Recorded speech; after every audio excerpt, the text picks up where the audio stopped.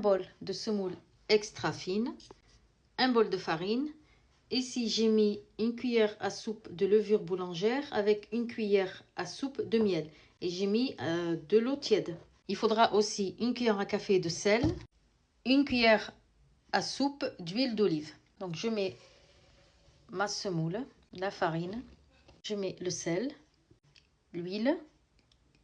Laissez la levure 5 minutes, le temps qu'elle se réactive. Et j'ajoute l'eau petit à petit jusqu'à ce que j'obtienne une pâte qui soit pas dure. Là maintenant, je vais prendre ma pâte et je vais la travailler sur mon plan de travail. Et je vais rajouter de l'eau petit à petit.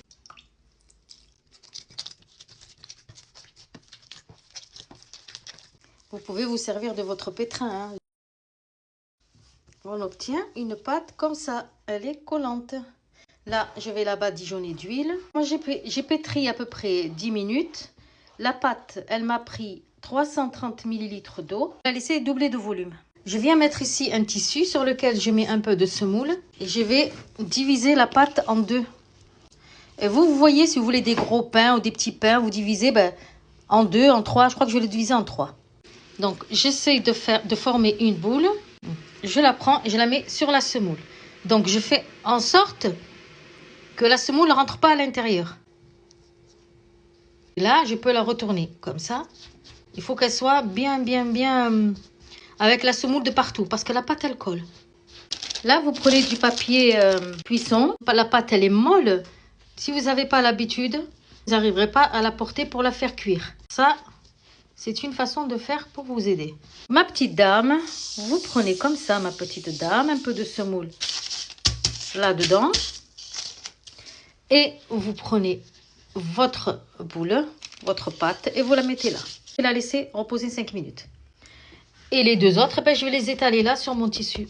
Voilà. Et maintenant, je vais la laisser là. Je vais la couvrir. Et je vais la laisser à peu près 15 minutes. Donc, regardez, vous prenez juste l'assiette. Et vous faites glisser comme ça le pain.